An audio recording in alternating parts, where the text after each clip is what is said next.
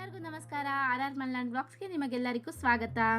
ದಯವಿಟ್ಟು ಈ ವಿಡಿಯೋನ ಎಲ್ಲೂ ಸ್ಕಿಪ್ ಮಾಡಬೇಡಿ, ಪೂರ್ತಿಯಾಗಿ ಈ ವಿಡಿಯೋನ ನೋಡಿ. ಈ ವಿಡಿಯೋನ ನಾನು ನಿಮಗೋಸ್ಕರ ಮಾಡ್ತಾ ಇದ್ದೀನಿ. ಎಲ್ಲರೂ ಮಲೆನಾಡಿಗೆ ಬಂದು ಈ ಮಲೆನಾಡಿನ ಸೊಬಗನ್ನು ಆರಾಧಿಸ್ತೀರಾ, ಪ್ರೀತಿಸ್ತೀರಾ. ಸೊ ಈ ಮಲೆನಾಡಿಗೆ ಇತಿಹಾಸದಲ್ಲಿ ಒಂದು ಕಥೆ ಇದೆ.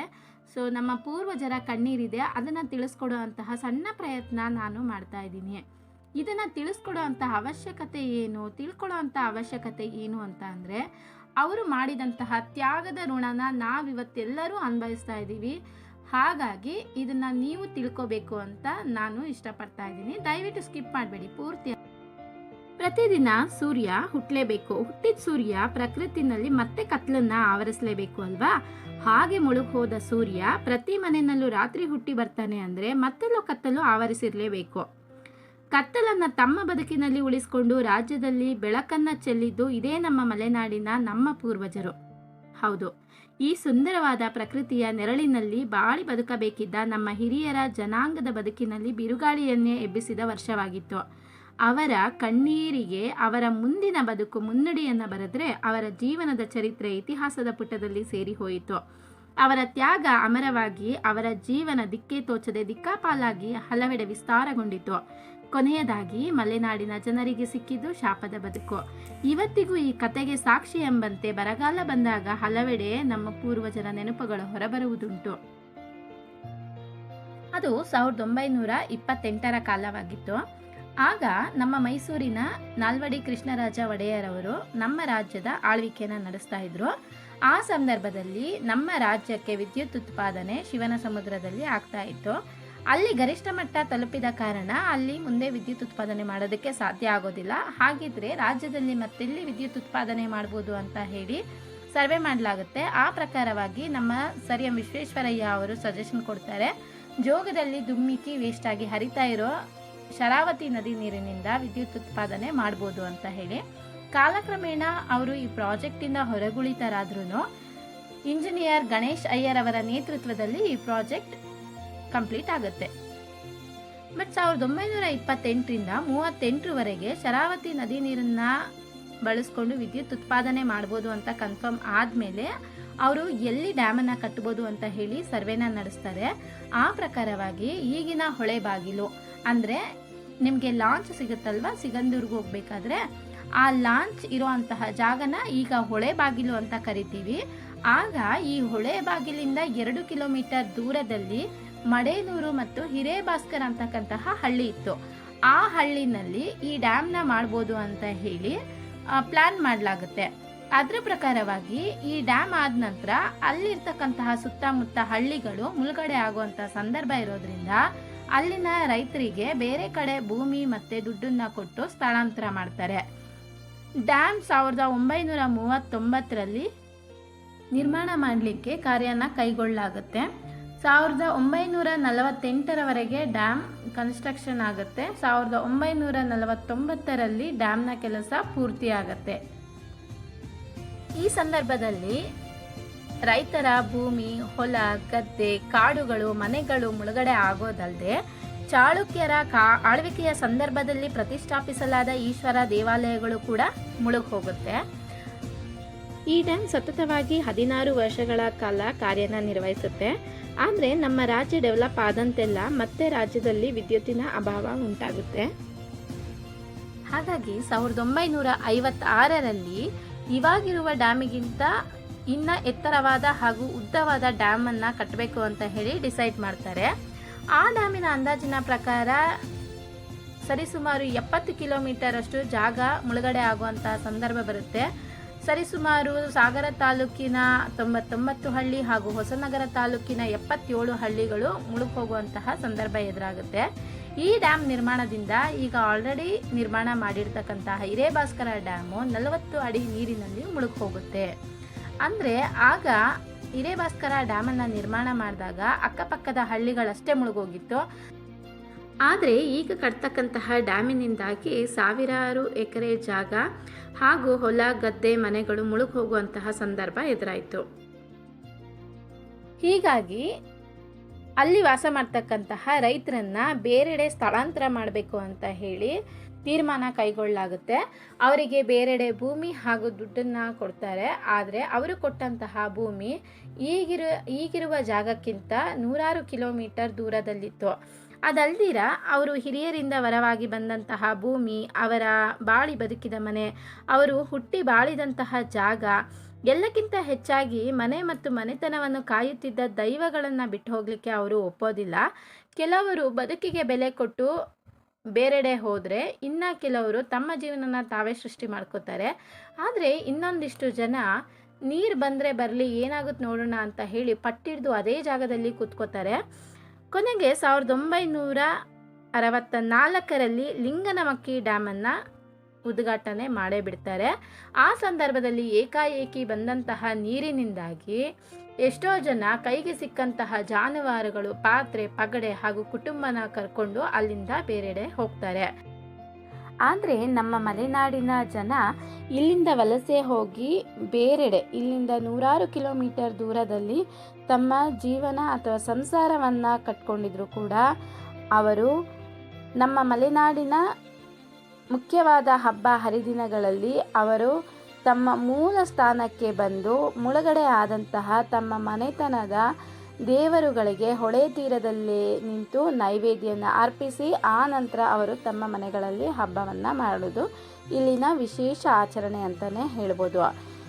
ಈಗಲೂ ಸಮೇತ ಬರಗಾಲ ಬಂದ ಸಂದರ್ಭದಲ್ಲಿ ನೀರು ಯಾವಾಗ ಈ ಮುಳುಗಡೆ ತೀರದಲ್ಲಿ ಕಡಿಮೆ ಆಗುತ್ತೆ, ಸೊ ಆಗ ಅವರ ಮನೆತನದ ದೈವಗಳು ಹೊರಗೆ ಬರೋದನ್ನು ಅಥವಾ ಕಾಣಿಸ್ಕೊಳ್ಳೋದನ್ನು ನಾವು ನೋಡ್ಬೋದು.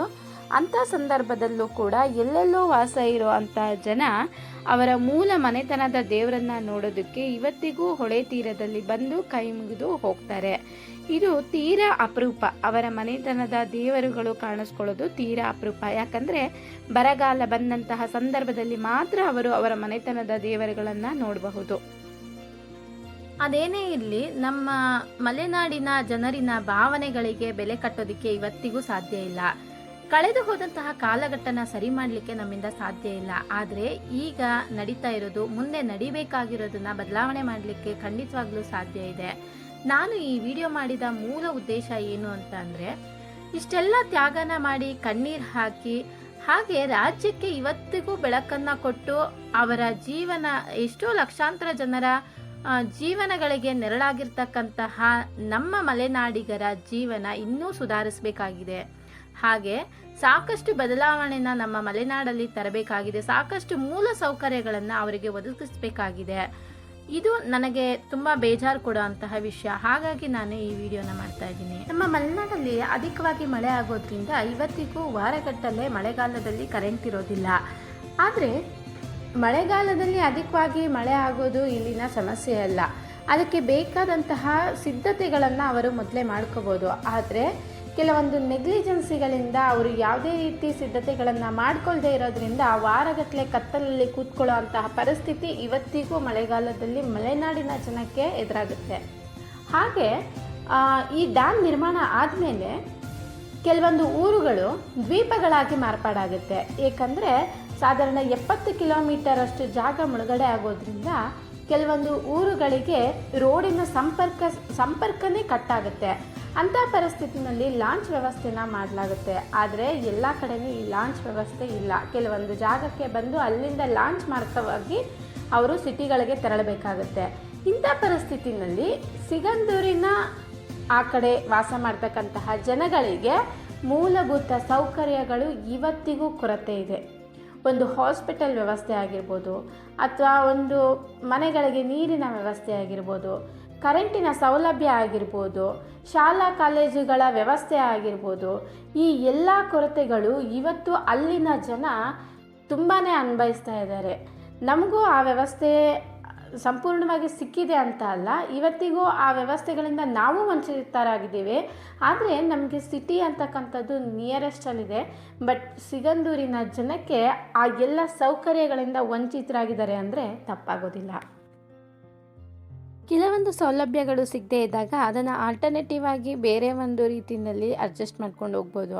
ಇನ್ನು ಕೆಲವೊಂದನ್ನು ಹೊಂದಾಣಿಕೆ ಮಾಡ್ಕೊಂಡು ಹೋಗ್ಬೋದು.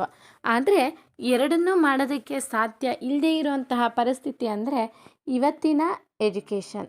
ಹೌದು, ನಾವು ಯಾವುದರಲ್ಲೇ ಹೊಂದಾಣಿಕೆ ಮಾಡ್ಕೊಂಡು ಹೋದ್ರೂ ಎಜುಕೇಷನ್ ಅಂತಕ್ಕಂಥದ್ದು ಇವತ್ತು ಧಾರಾಳವಾಗಿ ಸಿಗಬೇಕಾದಂತಹ ಪರಿಸ್ಥಿತಿ. ಏಕೆಂದರೆ ನೀವು ನೋಡಿರ್ಬೋದು, ಸಿಟಿಗಳಲ್ಲಿ ಎಜುಕೇಷನ್ ಅನ್ನೋದು ಎಷ್ಟು ಕಾಂಪಿಟೇಟಿವ್ ಆಗಿ ಬೆಳೀತಾ ಇದೆ. ಅಂಥದ್ರಲ್ಲಿ ನಮ್ಮ ಮಲೆನಾಡಿನ ಮಕ್ಕಳಿಗೆ ಸರಿಯಾದ ಬೇಸಿಕ್ ನಾಲೆಡ್ಜ್ ಕೂಡ ಸಿಕ್ಕಿಲ್ಲ ಅಂದರೆ ಹೇಗೆ ಅಲ್ವಾ? 15-20 ವರ್ಷಗಳ ಹಿಂದೆ ಯಾವ ರೀತಿ ಎಜುಕೇಷನ್ ಇತ್ತು, ಸೊ ಅದೇ ರೀತಿ ಎಜುಕೇಷನ್ ಇವತ್ತಿಗೂ ಇದೆ. ಇದರಲ್ಲಿ ಯಾವುದೇ ರೀತಿ ಡೆವಲಪ್ಮೆಂಟ್ಸ್ ಇಲ್ಲ ಅಂತಲೇ ಹೇಳ್ಬೋದು. ಗೌರ್ಮೆಂಟ್ ಶಾಲೆಗಳಲ್ಲಿ, ಹಳ್ಳಿಗಳಲ್ಲಿ ಕಾನ್ವೆಂಟ್ ಶಾಲೆಗಳಿಗಿಂತ ಗೌರ್ಮೆಂಟ್ ಶಾಲೆಗಳಿಗೆ ಹೆಚ್ಚು ಒತ್ತನ್ನು ಕೊಡ್ತಾರೆ.